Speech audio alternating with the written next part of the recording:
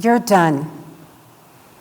It was February 12th, 2014, and I was sitting on that crinkly paper in my beloved oncologist's office, wearing a designer hospital gown, and hearing him tell me that basically my career was over. I was devastated. I can't keep you healthy, he said, if you keep working like this.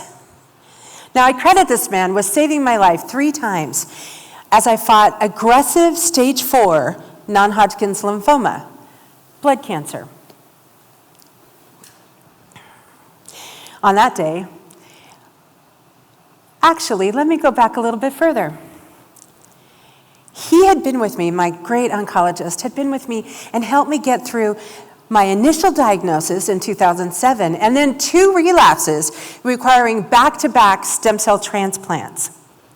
He'd helped me fight through painful tests, surgeries, months-long hospital stays, plural, a clinical trial where I was a little bit radioactive, and hardcore chemo with every side effect known to man, all with the fierce determination to live and to get back to my work as a leader with the Leukemia and Lymphoma Society, raising money to help save lives.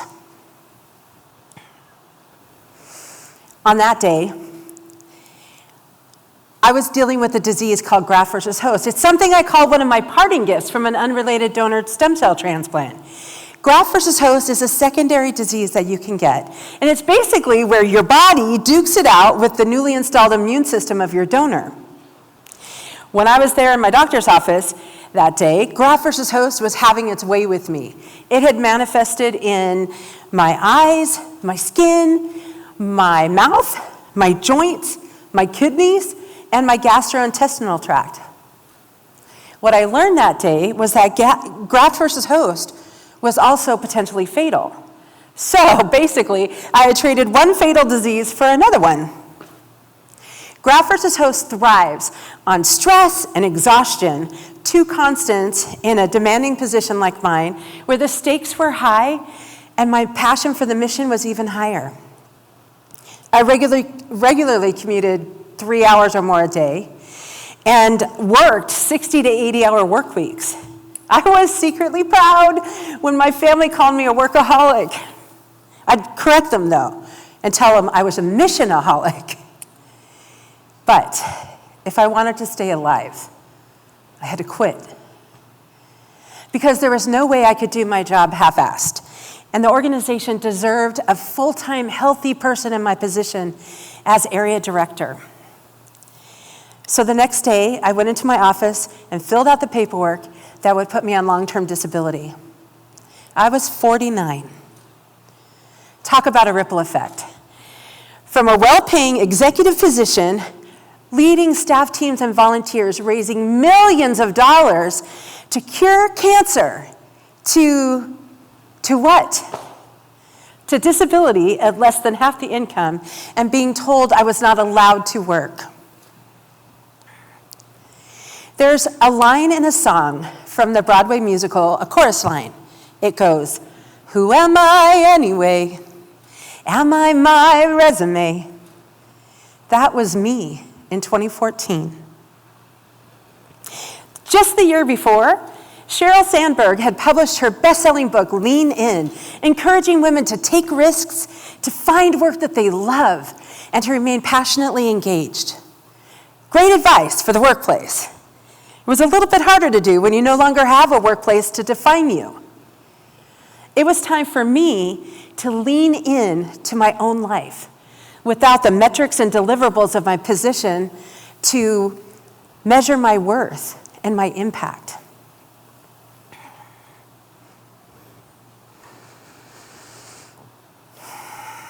I knew that I needed to figure out a new way of being because I wouldn't be able to work anymore.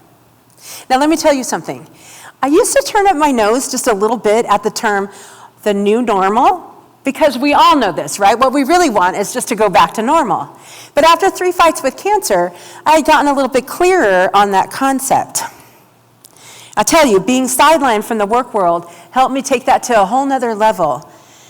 by understanding that this circumstance was a catalyst that could help me make an even bigger impact in the world if I embraced it, and if I worked on staying healthy. So I realized, as I thought about it, there's never really a back to normal. Let's be honest. So for me, I figured out my only path was forward to better. The first step in my forward to better plan was acceptance of where I was. I mean, I was alive. A couple months after I stopped working, my friends and family threw a disco 50th birthday party for me, and we danced our butts off under the stars. It was a miracle that I made it to 50, so a celebration was in order. That night, I decided to celebrate whatever was coming next in life. And I realized what a blessing I had been given to write my own second act. If I embraced it, I could do more and have a bigger impact. By accepting my circumstances and the opportunities available in that moment, I defined my further to better first step. The next thing I needed to do was to really dig deep and define my biggest purpose. I've always wanted to be of service. As a kid, I did all the fundraisers and all the walkathons to raise money for important nonprofit work. As a matter of fact, when I was just 10 years old, I made my first national television appearance presenting the big check on the Jerry Lewis Telethon. And no, I was not one of Jerry's kids. The daycare program, the after-school program I was in, raised money all summer long for the Muscular Dystrophy Association. And then the day came, Labor Day, of course, when we went to the television studio and all the other kids pointed to me and said, "You should be the spokesperson." It was kind of a weird foreshadowing of the best advice I've ever been given, which was from my mom when she said when I was in college, "Dianne, you need to find a job where they pay you to talk because you're really good at that." I've always been comfortable and I've always loved public speaking and writing, and I made it a priority to choose jobs in my career in public relations and nonprofit work that encompass those skills of mine. So at this time, sidelined from my work world, I started to think, what if I could use those gifts and skills that God had given me and use them to help people get through their own hard times and struggles? I actually know a little bit about hard times and struggles. From my house burning down, in fact, my whole neighborhood burning down when I was in high school, to a date rape when I was a virgin at age 16, to a first husband who could be angry and hurtful, to losing 3 babies, being laid off, bankruptcy, and super fun cancer, I had become a bit of an expert at resilience. I worked really hard, even in all those painful times, to stay focused on being lighthearted, by focusing on the blessings I still had in my life. I knew that they would help me reach out to other people and help them get through their struggles. Something I continually have to do is overcome naysayers, myself and others.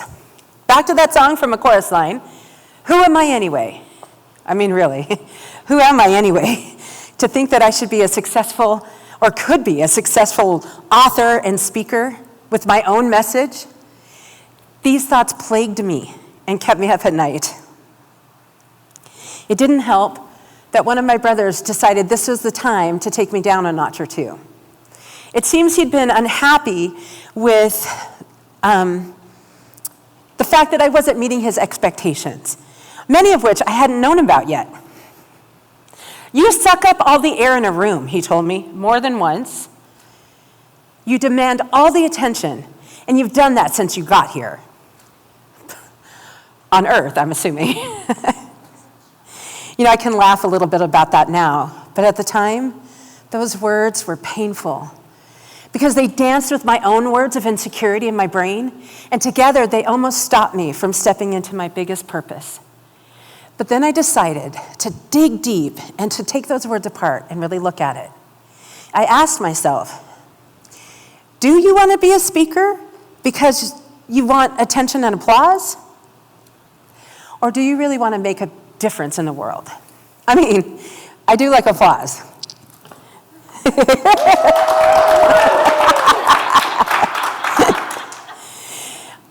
But then after buckets of tears, lots of prayer and soul searching, I knew I really wanted to make a difference and to help people.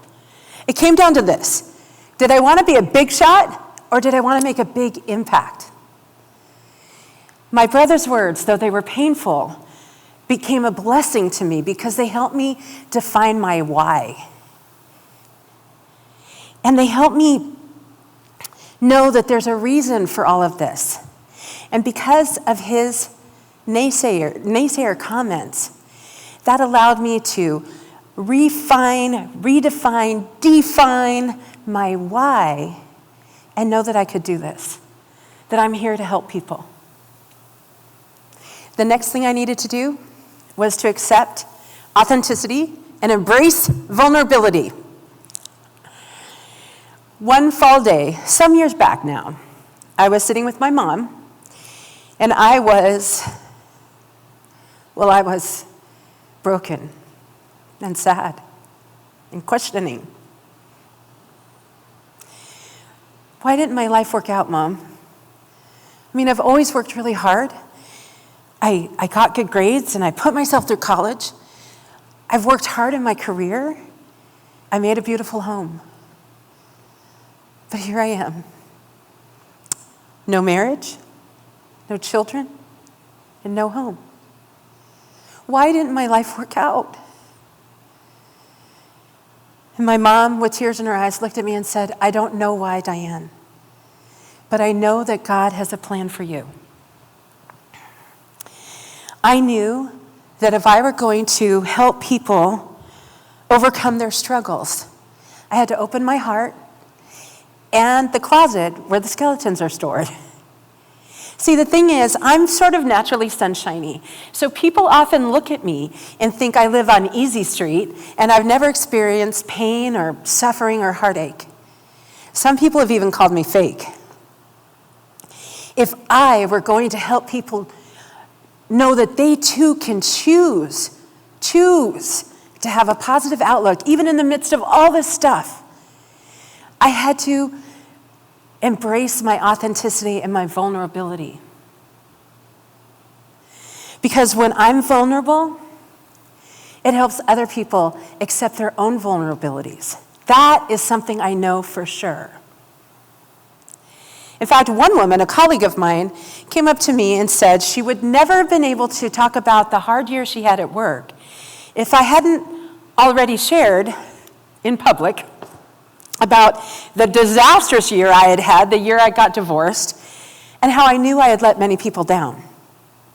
She told me that my authenticity helped her get over her own guilt. When I've been bravely honest about my failures and something I call my frailures, people have responded with such grace and deep gratitude because they know they're not alone. The last step in my Forward to Better plan was to make it happen. One of my all-time favorite quotes is by the great UCLA basketball coach, John Wooden. He said, "Things work out best for those who make the best of how things work out." Well, it was time for me to make the best of the way my life had worked out. It was time for me to step into my biggest purpose. And as I did that, the ripple effects were profound.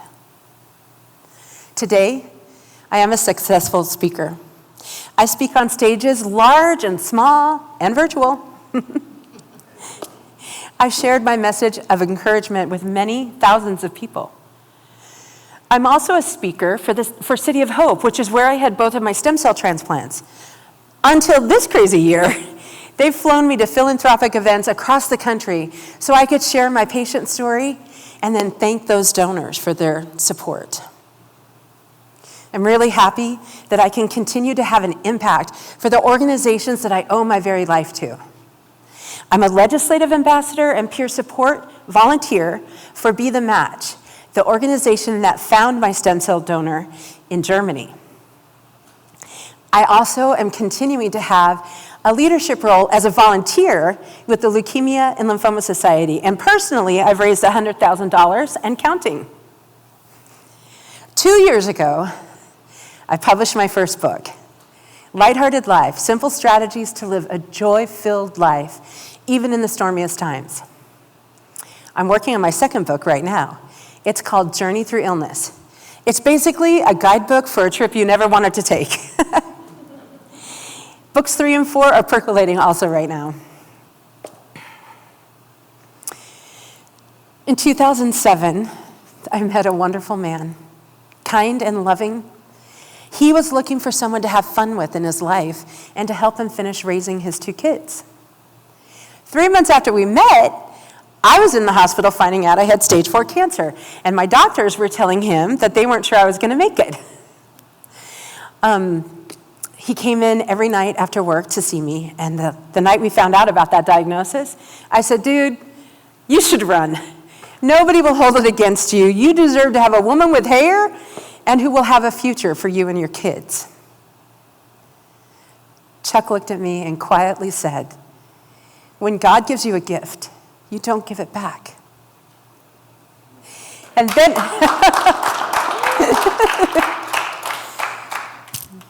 and then he said, I already know that I want to spend the rest of my life with you.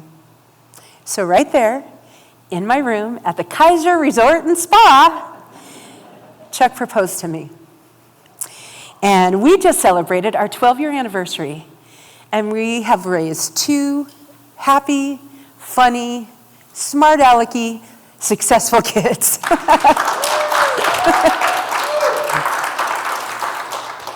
So my mom was right, as usual.